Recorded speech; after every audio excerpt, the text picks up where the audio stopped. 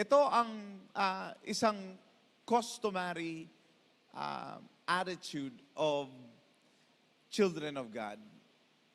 That a child that was born under the goodness of the Lord, in the house of the Lord, is dedicated into the Lord. What, Pastor, is dedication? Ito ba ay rantiso? Ito ba ay bautismo?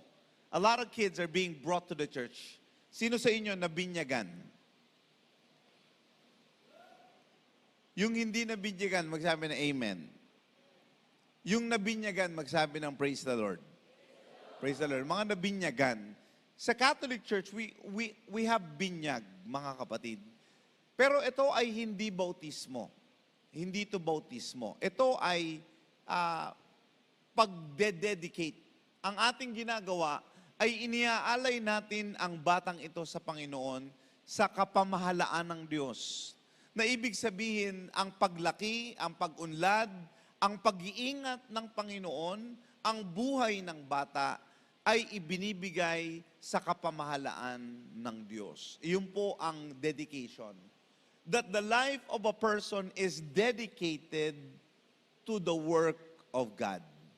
These are the challenge to the parents, to make sure that these children will not grow up to be, number one, ungodly.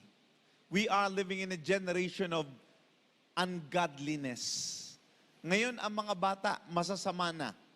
At the age of 8, they are already knowledgeable for many things because of the increase of knowledge.